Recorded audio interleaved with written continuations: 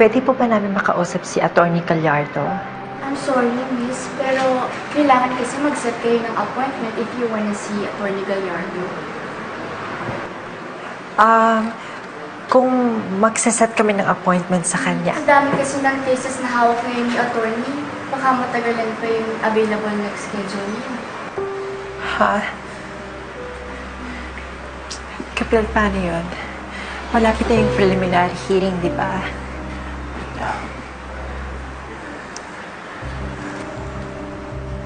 Attorney Gallardo.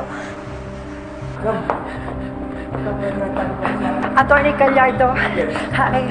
Kailangan lang po namin kayo makausap. Konting oras lang po kailangan namin sa inyo. I'm in a rush right now. I have to send importante lang po, Attorney. Konting oras yun lang po. If you want, you can set an appointment with my Konting oras lang po. Sobrang secretary. komplikado lang po talaga yung sitwasyon namin. I'm sorry. Please, Attorney Gallardo. Sinabi lang hindi.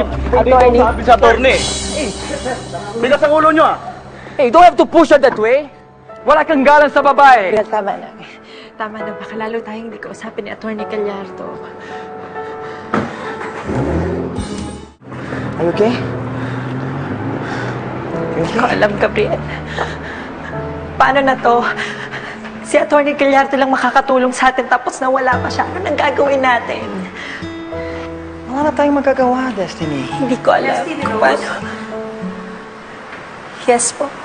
Ako na yung humihingi ng paumanin sa inyo dahil sa ginawa ng security namin kanina, Destiny. Okay lang po yan. Naiintindihan ko po. I'm so happy dahil nakilala na din kita sa wakas. Hindi mo na itatanong, Destiny. I'm a fan. Halos lahat ng libro mo may kopya ko at pinapanood ko ang lahat ng mga pelikula mo. Miss, salamat ha. Nakakatuwa dahil nagustuhan niyo yung mga gawa at sulat ko. I really appreciate it. Salamat po. Your books inspired me. Marami akong natutunan. Kaya nga sobrang tuwa ako nang nakilala kita ngayon at last. Teka nga pala, ano sadya niyo dito? Sinadya po talaga namin si Attorney Gallardo. Gusto po sana naming magpatulong sa kanya.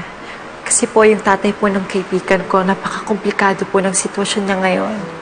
At naniniwala po ako na si Attorney Gallardo lang yung makakatulong sa amin.